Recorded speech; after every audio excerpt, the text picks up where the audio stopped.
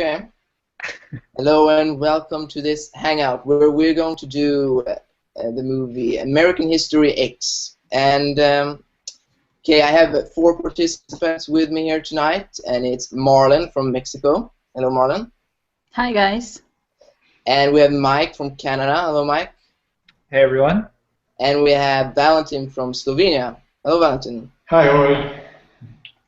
And as I said, we're going to discuss the movie American History X tonight, which is, interesting movie to say the least.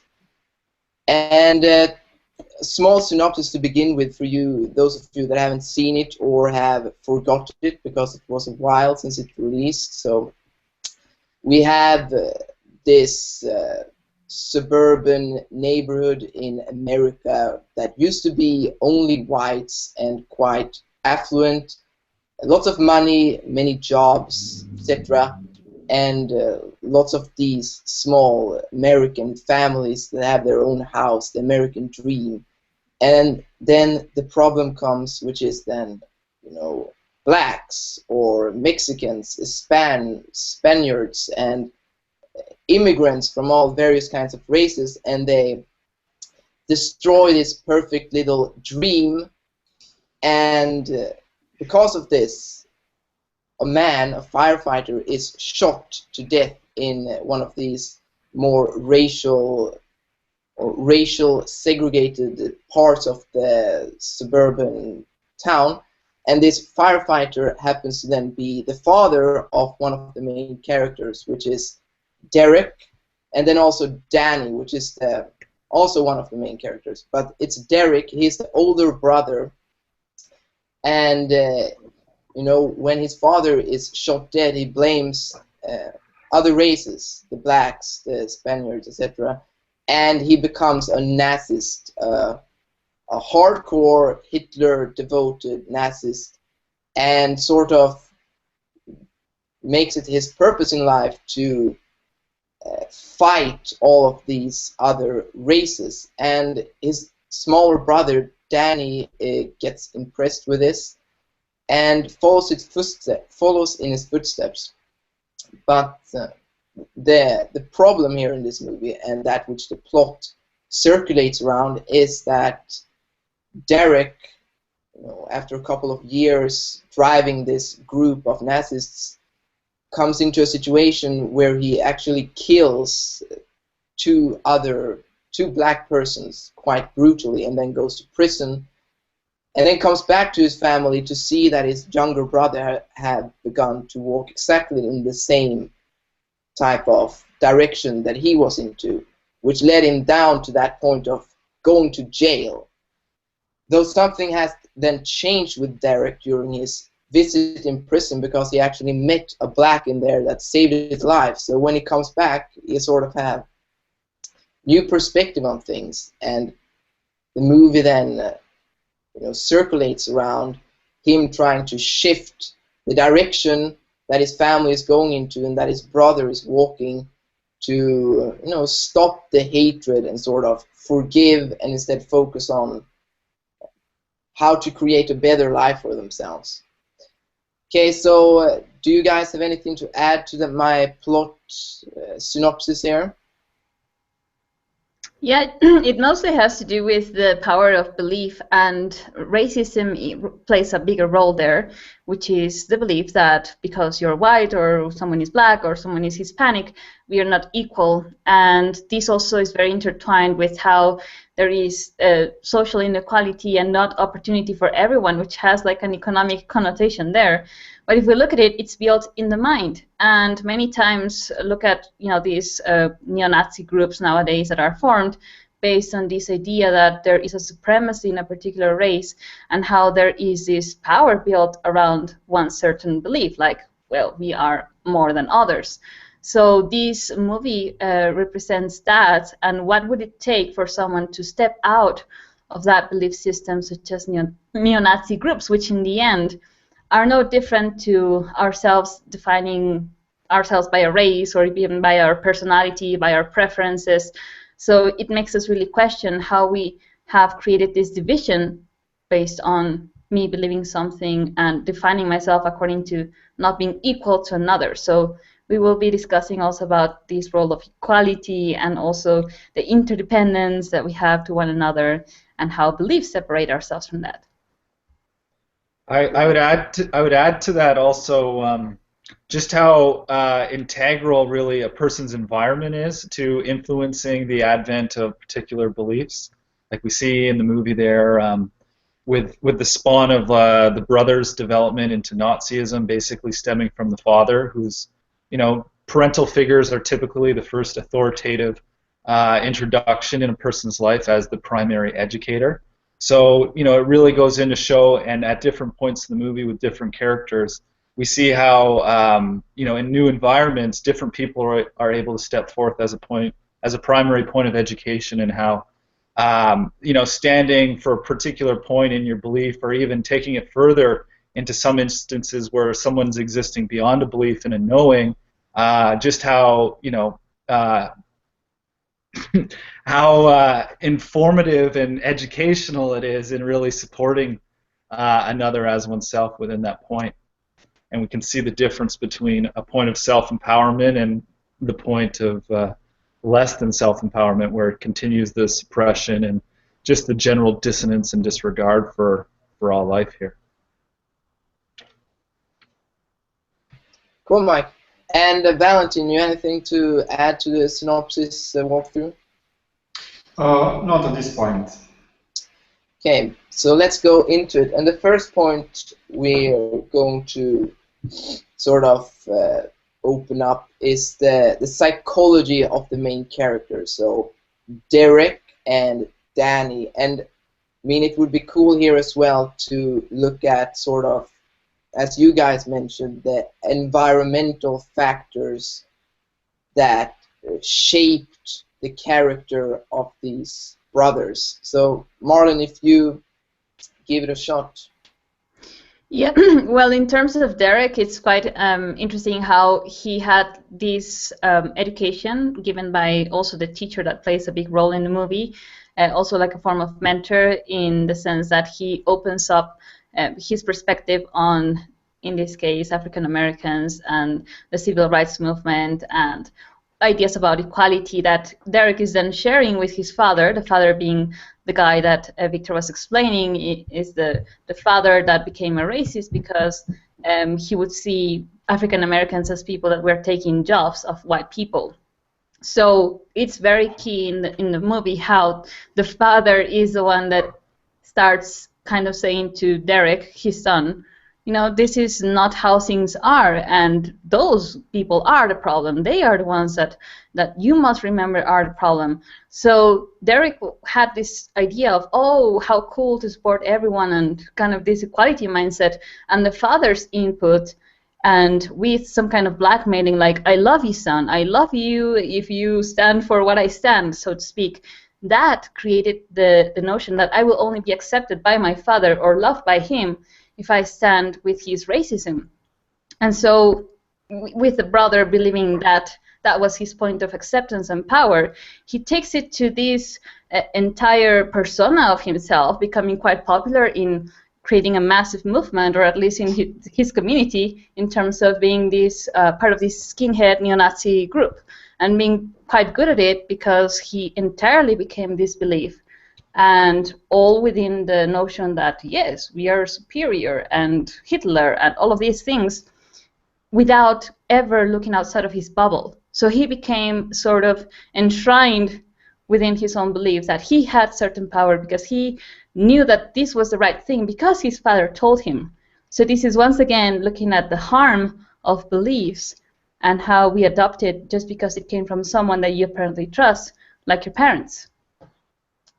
Yeah, and I mean, that is interesting because I remember that scene in how Derek is quite excited because he has, gotten these assignments from his teacher, and his teacher has basically opened up some new vocabulary, some new expansive perspectives in terms of how to view politics and democracy and equal rights. And then his father is like, it's not that easy, and it's like, it's nigger bullshit. And that is verbatim. So it's interesting to see how Derek then sort of just gives up on his teacher and those views, because somehow we just trust our fathers, our family more, because there is some type of feeling connection there, even though, you know, the information shared by this teacher was obviously more sound and common sense than the very subjective and sort of hatred view that came from his father. So, Mike, what do you have to share about this particular dynamic? Well, yeah, so it's an interesting dynamic, and to add perspective to it, I would say it really showcases just the general point of disinformation that gets pushed around in our everyday society, where, you know, often we see, if you look throughout history, anything that is new that comes to light is often very much ridiculed for a long time, because people, you know, fall back to what they believe so much so. And when your belief is like strongly challenged, we see so many people, even though they're initially opening up to like Derek in the movie, like, wow, this is so cool, awesome. Their curiosity is there, and they're just such an open book, like a white canvas. When one person who's, you know, so rooted in entrenched in their belief, they're able to, you know, all of a sudden backpedal out of their curiosity and potential and climb back into the box, so to speak, of conditioned restraint. That's also an interesting point. Valentin, how about you? Yeah, I would say that certain groups like religions and so on attract people not specifically due to their system of belief or their agenda or their principles, but mostly due to socializing, due to getting in touch with other people, the social experience, the fun, the feelings that you get when you join those groups. So it's, for the most people, it is not important which group to join. They basically want to be part of something bigger in order to feel empowered and connected and protected. Yeah, and that's also interesting. And you can see how that sort of group pressure goes through the movie, and that it comes from various sources. Like, for example, Danny, the younger brother, is sort of pressured by his older brother. Derek, the older brother, is pressured by, you know, his father, and it's the movie quite, like, in a cool way, reveals how these group dynamics work and what happens when you don't allow yourself to take the time to sort of question things yourself and look at a point not from someone else's view, but, you know, asking yourself, okay, but who am I in relation to this? I would also add that the power that Derek gets to create based on the personality that he became and the person in the group has a lot to do with feeling that sense of I'm just too powerful, and eventually leads him to justify murders. And if we look at our day-to-day livings, how many atrocities we also justify because of a belief. So that's very well portrayed in the movie. And so how, upon facing consequences of that belief, such as going to prison, it is in prison that he actually gets to see outside of his bubble and understand that his racism was going to lead him nowhere. And that's when we can get onto also the role of the other character. Mike, you were going to say something about it, right? Yeah, but I want to just touch on what you just said there about the whole violence point, and taking that when you're so rooted and entrenched in your belief that you're willing to do horrendous things. I found the movie really portrayed that point well, because the second murder Derek commits, I mean, the first one he shoots the guy down, but the second one he takes it, and this stood out to me, that I remember the first time I watched the movie, and it was even a big reason I'd heard about it before I'd watched the movie, and I even wanted to see it at the time, just that somebody would say that to somebody else, you know, put your mouth on the curb, like, you know, just that grotesque graphicness of even just your sound, your teeth biting the curb before, whoosh, you know, kicked in. Just showing like how far someone's willing to take their belief, basically. You know, it just says a lot about the psychology and conditioning of irrationality, basically, which again further emphasizes, you know, the military war construct we have in society and whatnot, where it's just, you know, fight or flight at all costs kind of thing. That if you're not fighting, then, you know, you're the inferior kind of thing, and so you got to push it to the most extreme, because that's who wins, whoever's the most extremist. And I just found that to be a really great example of extremism early on in the movie. Cool. And Valentin, how about you? Yeah, I also found this scene very hard to watch because it was so graphic and intense. And in regards to this situation where people are trapped in some cycles of behavior patterns that harm other people and themselves, basically most of people need to reach certain limits in order to create a change in life, like breaking the law, getting jailed, and then only having the time to consider what you are actually doing. Because if there is no such consequence, then you are just perpetuating your current behavior patterns and not asking yourself about the consequences. So there definitely had a time and also a great opportunity to found another perspective in the jail, which opened his eyes, and then he changed. Yeah, so Marlon, could you go more into that point of how he did change eventually? Well, in prison, he's placed to work with an African-American guy to whom he doesn't speak at all at first.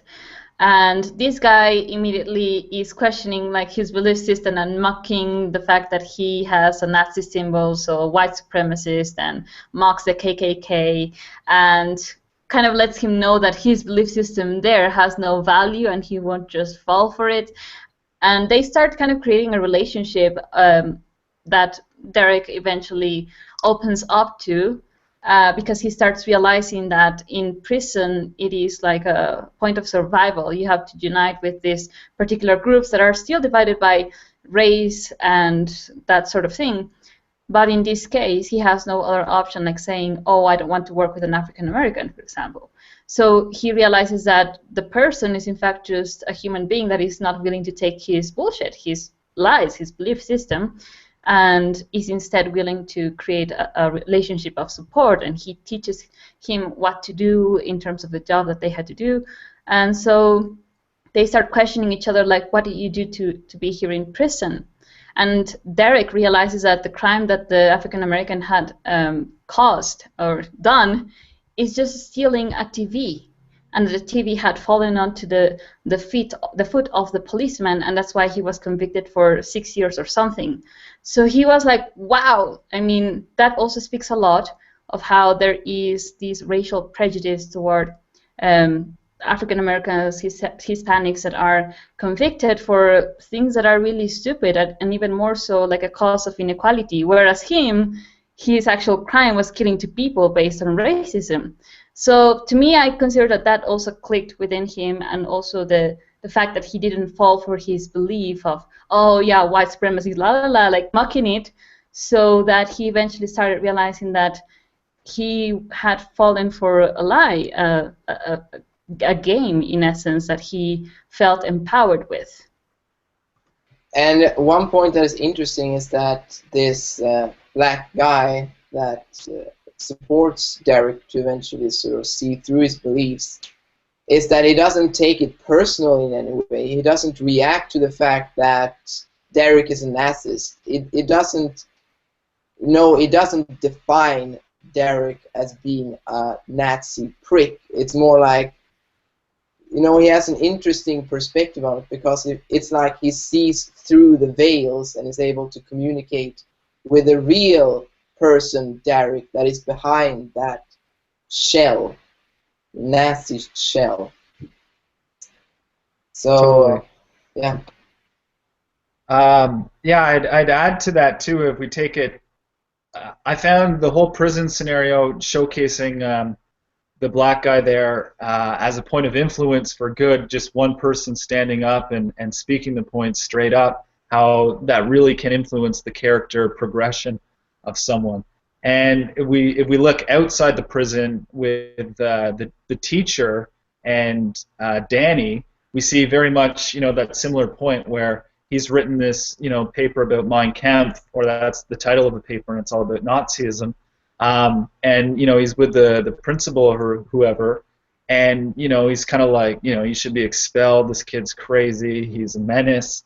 And the teacher is like, no, he still has potential. If he can learn this, he can just as well unlearn this. And it's just a matter of what he's learned to integrate within himself. So then there too, the same point. He doesn't take it personally. I mean, he just sees it for what it is and says, like, okay, well, here's how we can direct the situation into a solution that has great potential. And so then it's moved, and he has patience with them, and yeah, I found that to be just a very cool example. Yeah, that's interesting as well.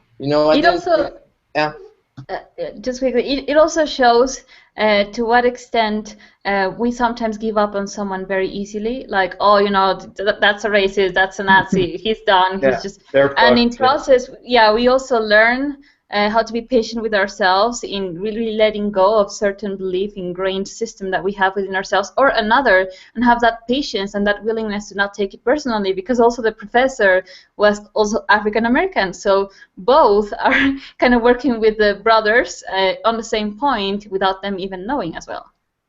Definitely. Yeah, Victor? Anything to add, Valentin? Yeah, it was also interesting to find how when Derek went into jail and he then exposed his swastika, that he expected the support of like-minded people, or at least the people that are wearing the same symbols as him. Right. But actually then it proved that those were the ones who then abused him in the prison. He was then raped, and he was always in the fear of black people that he hated. But they do not wanted to harm him. Even the one supported him very much in his realization how stupid this hatred is, and that we are all brothers, and that we need to support each other, especially in the prison. It does not matter what kind of skin color you have. There are different rules, and you have to survive and adapt and collaborate. So the black guy actually then stood for him and arranged that nobody touched him, and thus he was able to survive the prison time. Yeah, I mean, that also shows how we tend to judge others on the basis of appearance, because, I mean, that's what happened in that scene. He came in to the prison courtyard, pulled off his shirt, and he showed that swastika, and the white guys were like, oh wow, he's one of us. And so it's interesting, because if we bring that back to, for example, where I live in Sweden, okay, we don't have that explicit racism, but instead I've seen for myself, for example, when I'm in school, and recess, and okay, what should I do? Maybe go talk to someone. And then it's like my mind moves, okay, that group of people, those look kind of like my kind of people. And then it's interesting to see how, like, automatically I will blank out certain individuals, like, oh no, they're not my type of blah blah. And so it's interesting to see how we sort of limit ourselves, just like the racists did, and then the Nazis, based on the basis of appearance and prejudice, and just making these assumptions without even getting to know the person. Totally. Yeah. It reminds me also just of, you know, like the family dynamic so much, where, like, you know, Derek is going to show a symbol basically because he's expecting to get love basically for his belief, and it's the whole polarity contrast of the love-hate relationship dynamics. So, you know, often places where you'll get, you know, the most severe hate or love is in those relations that are closest to you, are most dear. So people, you know, it's kind of religious in a way where, you know, you join a group and it's all centered around a belief. Everybody's all super positive because you're supporting the same belief, and then, you know, that perpetuates the war. Or, you know, within a family, because you have such, you know, love, you believe, like, you have this love for them, that it's your duty to at the same time, you know, be so you know, hurtful or abusive towards them, because, you know, you deem it they need to learn a lesson sometimes because of, you know, how they're operating within the particular belief. And like we see that in the movie with Derek, where he changes his belief or his attitude. Basically, he kind of drops the belief about, you know, Nazism and what we're doing here, and the regard for people, and just takes on a more holistic perspective, where he's regarded as, you know, king shit basically in this group, and then he goes to being, you know, just about, you know, persecuted and almost sacrificed basically, where they all immediately turned on him because, wait, what? You're not gonna, you know, say KKK? Well, you know, we should kill you basically. And yeah, that's just quite fascinating, really. Just if we look at, you know, so much our relationships, like you say, so much of our relationships just becomes like a point of reading beliefs. Like, how do I relate, identify with what I'm reading? And the reading has a dissonance to it because it's veiled in particular energy levels. That also reminded me of a curious situation when I was in the street in Mexico City, and someone came and punched my arm and said, "Hey," something like that, and I was like, "What the fuck?" And the person said, "Oh, aren't you skinhead?" And I'm like, "No." Oh, sorry. So it's interesting that, you know, because I have a shaved head, they identify with an ideology, and there's this immediate brotherhood, and I'm like, "No, I'm sorry, I'm not, but cool, you know, I don't have anything against you." So what you were mentioning also in terms of symbols, and how immediately we have this power toward them and identification that is really irrational in essence. But going back to the point of how when he goes out of prison, he decides to drop his act in terms of being a neo-Nazi, how everything turns against him, which is basically him decharacterizing himself from being this major leader of this anti-Nazi Nazi group, and how when he decides to stand up to these guys and say, "Look, I'm no longer here," everyone turns against him. And I guess that we can relate as well many times to when we suddenly change also in this process of self-honesty, and we start kind of taking off the clothes and the characters and personalities that are not supportive. We have developed relationships that are based on this symbol identification, as you guys were saying. And so how people suddenly say, like, "Hey, that is not you. What happened to you? Where are you?" Which is exactly what Derek's girlfriend said to him. Like, "This is not you. Where are you?" And suddenly she went from completely loving him to next point is like, kill him. So have you guys also experienced this? Not to that extent, of course. Yeah, I mean, yeah, I would say that as we talked about this, I could relate it very much to when I initially started Process. And I mean, I wasn't very effective in terms of sort of integrating my new insights into my world. I was very much like, "Oh, this is so cool, everyone got to do this." And then it's like, met this enormous resistance from everyone.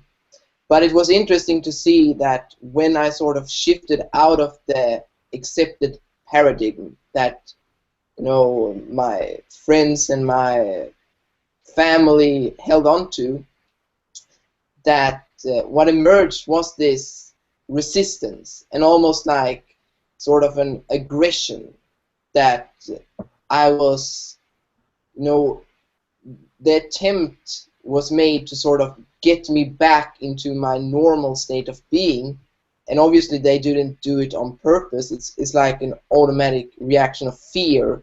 When a relationship changes, you want to immediately get it back to how it was. But so it's interesting to see how that point of, you know, aggression can come up also when we change in our personal lives, because someone has invested a lot of energy, a lot of feeling and experience, and when that point is suddenly, you know, gone, a point, the survival kicks in, and that is then aggression.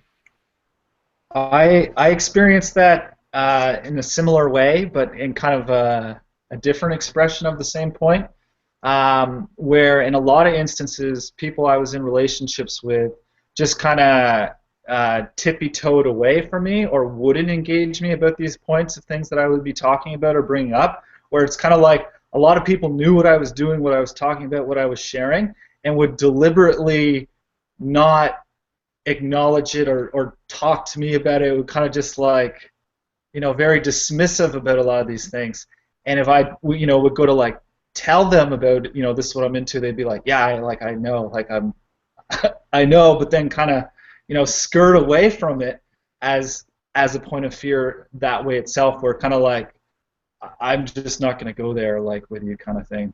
And there's definitely like a lot of that. And then to the point where, you know, we look at the symbolism point where based on the way you're reading someone, you know, you're not going to go there because of how you're reading them. And you know, a lot of it was just rooted in there being, you know, a challenge to the acceptances and allowances of how they're operating. And it was, yeah, I mean, it was, you know, it was kind of a bit of, you know, like what the fuck at the moment, because, you know, people you'd expect maybe to, you know, engage you or be straight up with you, all of a sudden, you know, weren't even there. They were just kind of removing themselves from my world to a certain extent, and wouldn't even say, hey, you know, like, what are you doing?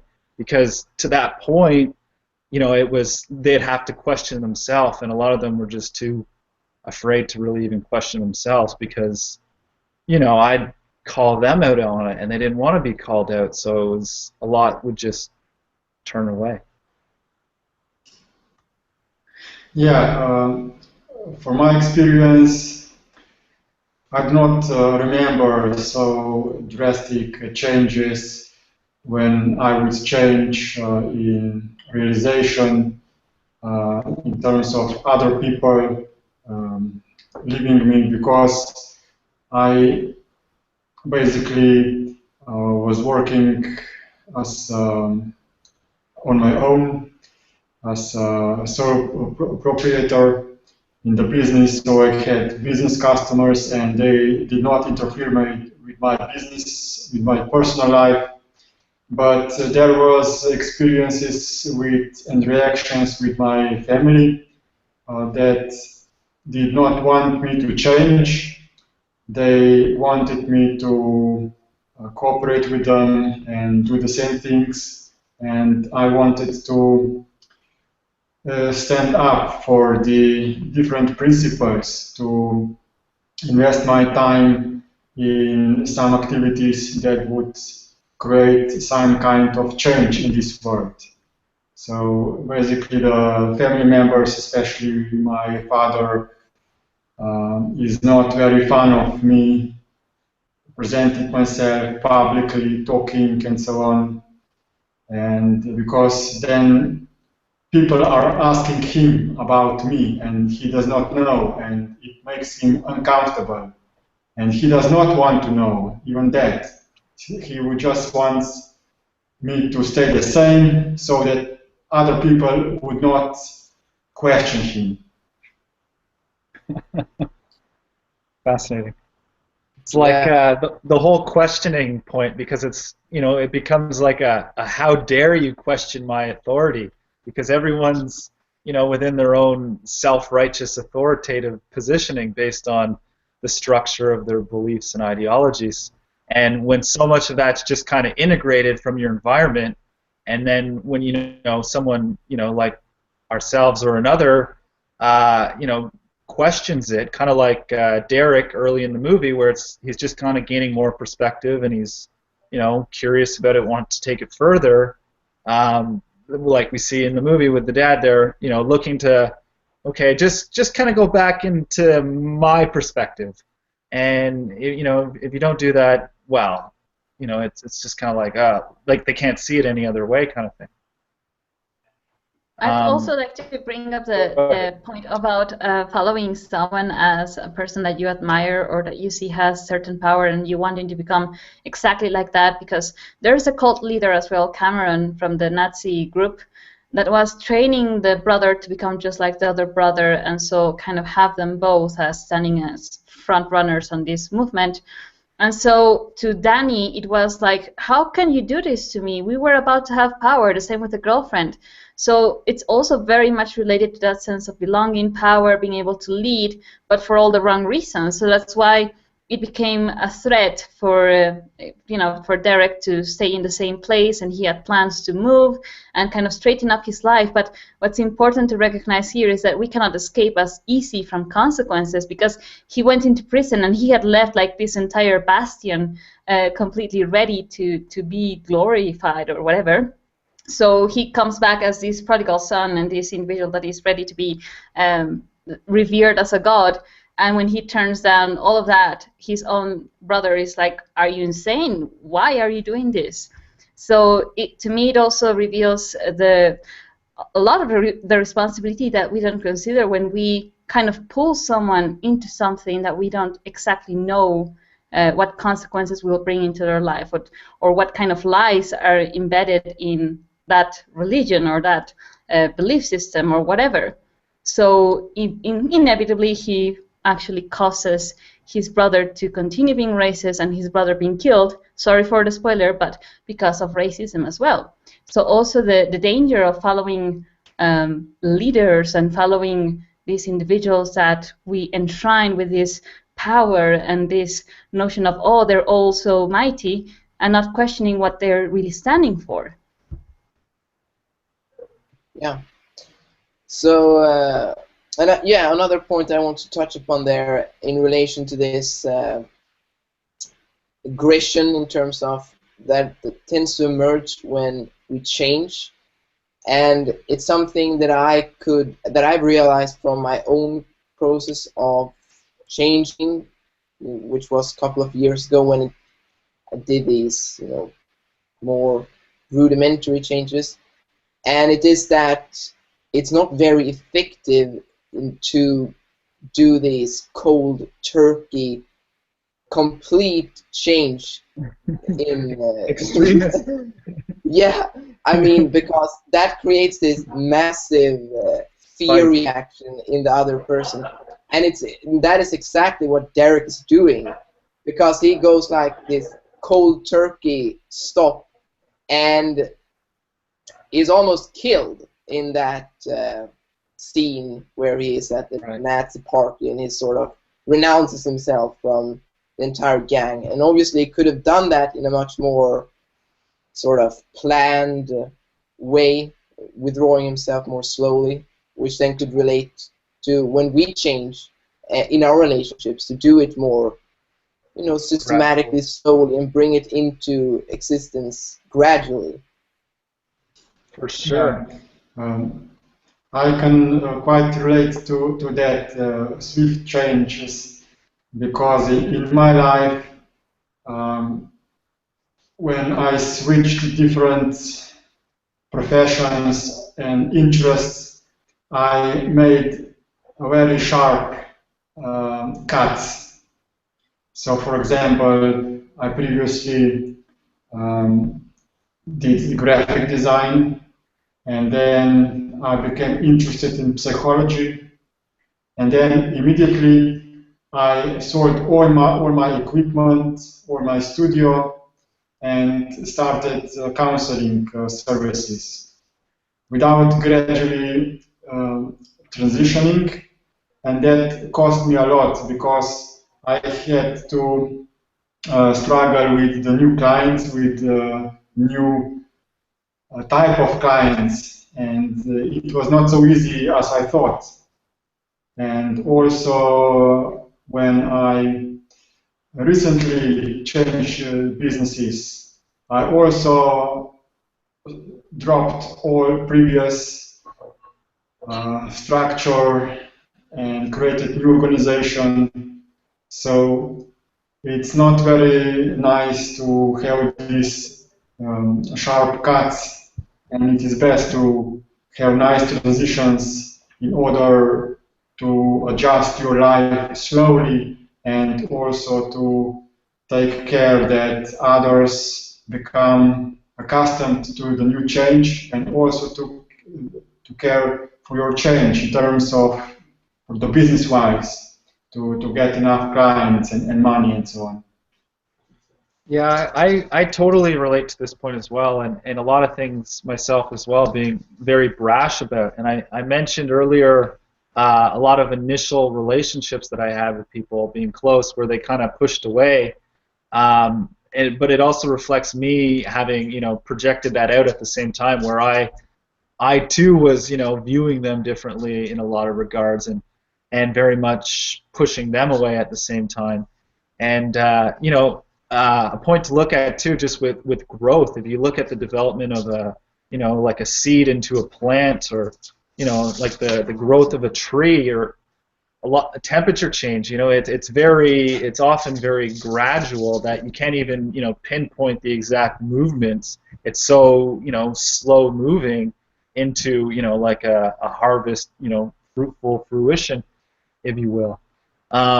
And it just reminds me so much of myself and what I did with the whole just kind of like Jesus Christ complex of like a savior, where you regard yourself as heroic, in that you're gonna like martyr your current beliefs, and in the process totally flip flop to the extreme the other way, and make it this whole righteous act of volition kind of thing. And I mean it's really ridiculous, and it's very hard on oneself, and just a lot of physical strain as a result, because it's like adapting to temperature. I've been playing with that whole point just with water, for example, and how I have like showers. And if you go and you're just used to having like a warm shower, or like a warm to hot shower, and you just think like, okay, I'm gonna be one with the cold, and you're just gonna go to ice cold, you're gonna like hyperventilate. You're not even gonna be able to breathe, and it's just gonna be such an extreme like polarization point. It's like somebody living in the hot climate all their life, and I've seen this many times because I live in a cooler climate typically, where they come here.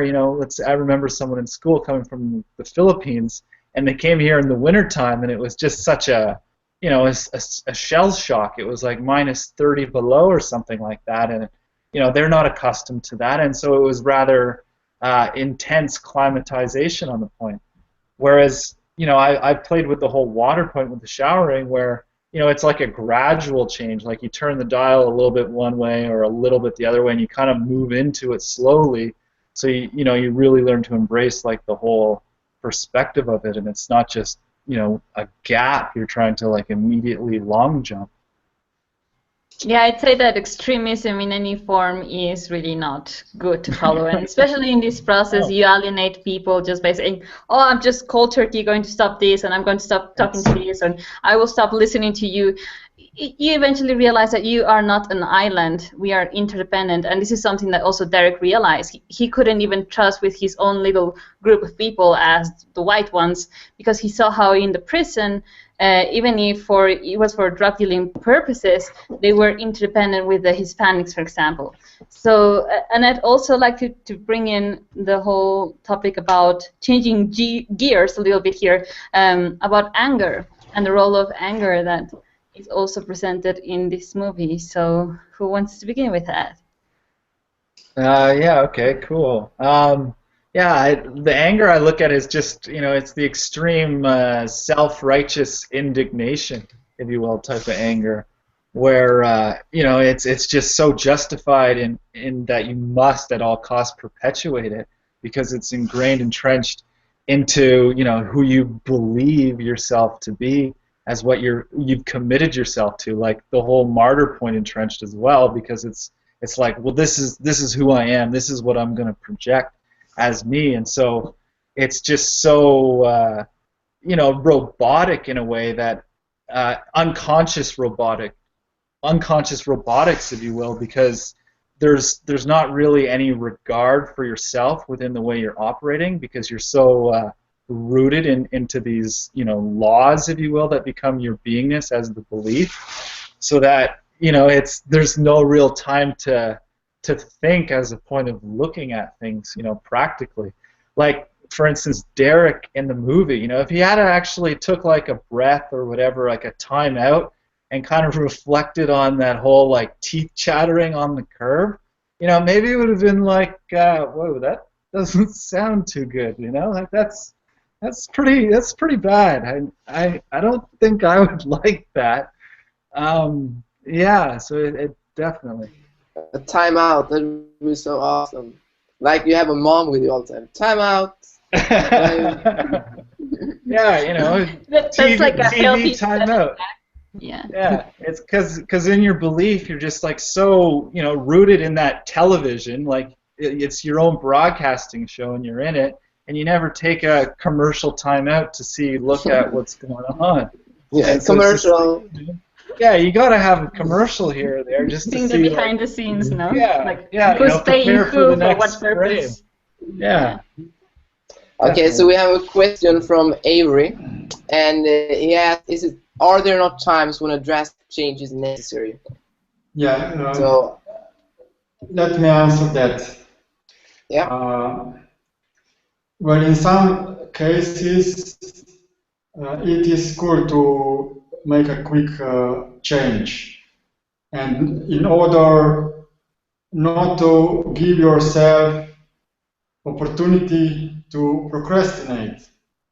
So in business, sometimes this is usual, or in some kind of different situations in life, and this strategy is mostly used by the leaders who want to, for example, in the army, when there were some invasions, some kind of army came with the boats to attack other country, and they had fear, those who came with the ships, that they will be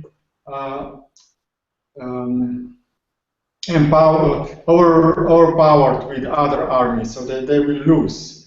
So the leader decided to burn down the ships, so that they will have no other options but to win or to die. And in the business, I also occasionally make some kind of changes, and I want to direct myself and not look back, so I make sure that I'm not able to go back. And in regards to the anger, anger is basically the consequence of not wanting to see the reality. This white supremacy, white power, is just a distraction from the real cause of the problem, of the unemployment and competition.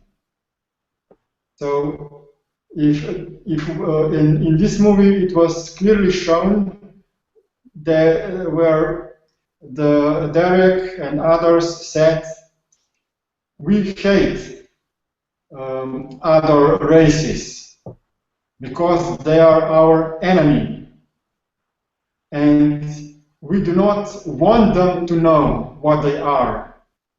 We just need to hate them. This is the main cause. Just to express anger and not wanting to look at the real problem and what is the real solution. And also in terms of real supremacy of the races. It was an event in Germany where Hitler held the World Olympic Games. And the fastest runner was a black guy. So he proved that black body of African race is more athletic and more durable and capable comparing to white races. So if there is such supremacy as the race, it sure is African race. But the main point about hatred, the reason, the emotion behind it is actually the shame, because white people used black people for slaves, and now where there is the end of slavery, white people are kind of ashamed of themselves about the past, and this creates then this conflict and hatred, which is actually a kind of shame about the past. I agree with the shame point, actually, in terms of the anger, and I would say that even if, as you're mentioning, like physical capacities that can be different, in the end, it is not to make a belief out of that and then place someone as superior or not. In the end, it's about actually grounding ourselves on that common ground, that equality, which, as Derek's father was saying, it's not that easy to make everyone equal. It is easy when we recognize ourselves as being human beings and being on this earth and requiring the basics to live, and that's something that we have to stick to, aside from any other minor difference in terms of structure. On Avery's question, I would say that change is drastic as, let's say I will stop taking a particular drug from one day to another. That can be done, but it's also considering how you will affect not only your body, in this case, I'm taking this as an example, but also others. Others have to get adjusted to such change, and maybe you make the decision in one moment, but to walk it, it will be a process. So it won't be like an overnight situation of, oh, I'm changed in my process and I'm no longer the one that I was before. That can't really be. It mostly becomes like another idea of change. If this is what you're referring to with change, maybe there are some other practical changes, like, oh, I'm going to change the tap water because it's dripping. So that's like a drastic change. Yes, you're going to change it because it's a functionality point. So I guess that the questioning itself is a little bit broad, but that's the perspective that I have. And on anger in itself, I would say that this is something that I've experienced myself a lot, and not only in seeing others as a problem, which means standing in that position of, oh, I'm not the problem, everyone else is the problem, and how it really becomes like constant baggage, as the quote goes, isn't it? That life is too short to be always mad or angry, pissed off all the time. We must not be enemies. And this movie in general created such an effect on me when I watched it, because I was very much going to that route of being like a bit of extremist in my mind, not racist per se, but really seeing everyone else as a problem, and so creating anger as, oh, why cannot everyone just work as we should and be just happy together? Why is everyone having to be the problem? And always constantly judging, which became like a general prejudice that I have to deal with in order to rather focus on, okay, how can we cooperate? How can we coexist? How can we unveil these beliefs and this anger? Because as Valentin was saying, it's leading us nowhere. It really prevents us from seeing the cause as well. Very cool. I'd like to add to that the point that was brought up by Avery about drastic change, and is drastic change sometimes necessary? I would say, looking at our world as a whole of how the relationships, things exist here, drastic change is indeed very much necessary. Even we look at the way we exist within our minds. Now, the interesting point in considering drastic change is that you know, drastic change cannot really be measured until, you know, you've created like a timeline of constant consistency, and then, you know, there's a certain measure of like how drastic it's been over time. Because I mean, you know, like right now, like let's say I ate meat yesterday, and so you call me, you know, like a meat eater, but then, you know, my next meal I eat a salad and there's no meat. So that's, you know, drastic meat eater to, you know, vegetarian. But if you look at it over a timeline, maybe it's not so drastic on that point. But just the same way, the progression of change, like taking a different stance in a decision as how you're going to behave or structure yourself, it's still a time-space point where you're going to learn through it. I mean, if we look at just the, you know, a person's natural learning ability, yes, you can develop new skills like quite rapidly and fluently, but it's still very much, you know, crawling into walking or stumbling a little bit along the way. Like the commitment to change can be, you know, very, very very certain, very strong, very rooted, and so thus the ability to bring that point into fruition may be quicker than somebody who has more doubt and uncertainty about a particular point. But, you know, very much along the way, you're going to unravel all the different relationship dynamics that are integral within walking any change fully into fruition.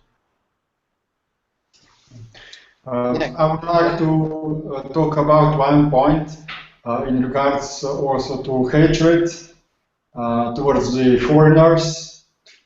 For example, in the US, other immigrants, like from Mexico, are treated as undesirable, and they tell them to go home and so on.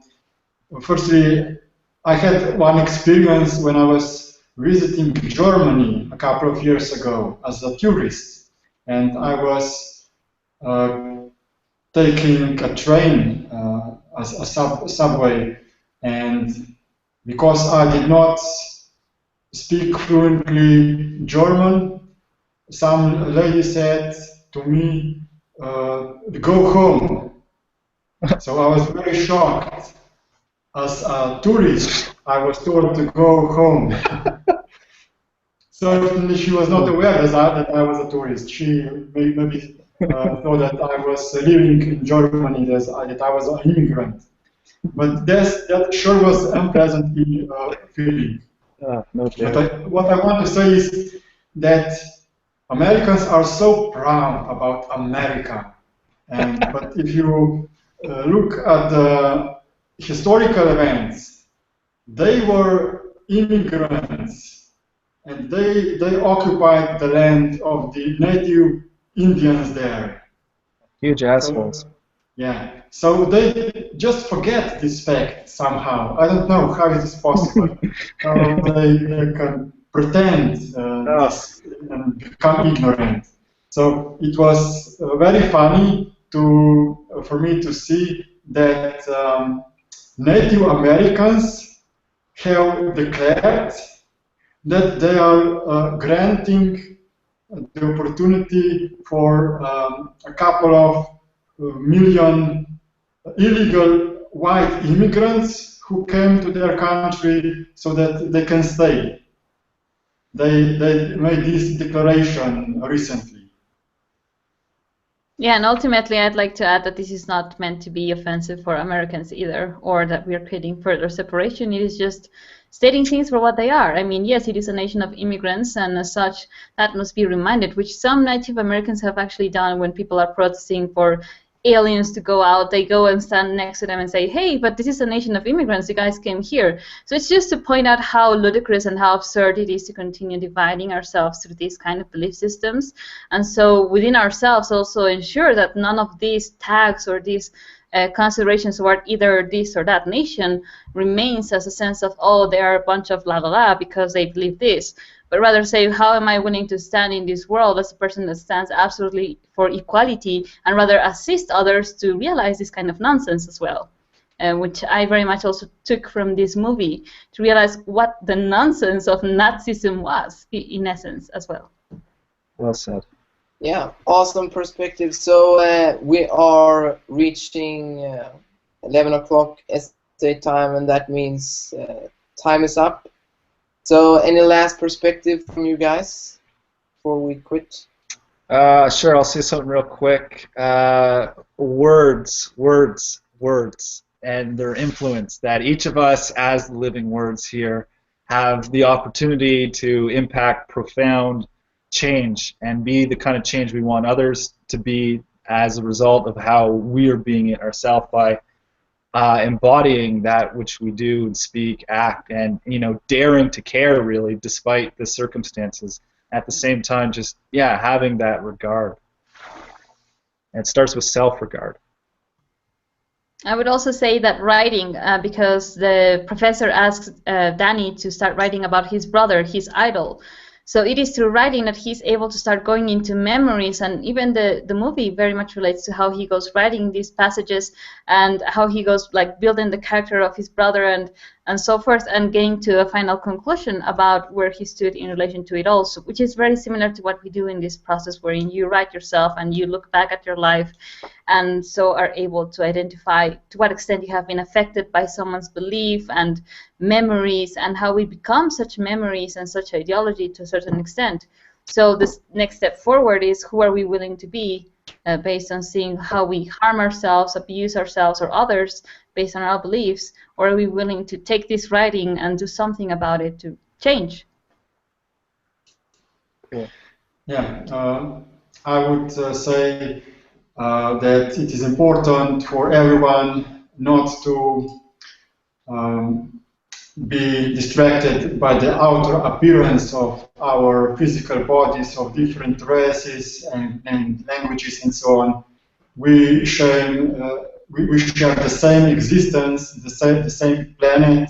We are interconnected, interdependent, and it is best to become aware of that and to support each other equally in order to create a global system where we would not have to fear anyone for our lives, but to live here in abundance and harmony. Very cool. Thank you very much, Valentin. And that is it for today. And next Friday, Joe Koo is a new host, and he's going to do the series The Walking Dead. And this was my final show as a host. So bye, everyone, and thank you. And, Standing ovation. and thank you a lot, participants, for being here. Thanks to you as well. Very cool perspectives. Awesome. Okay, so bye then, everyone. Bye-bye.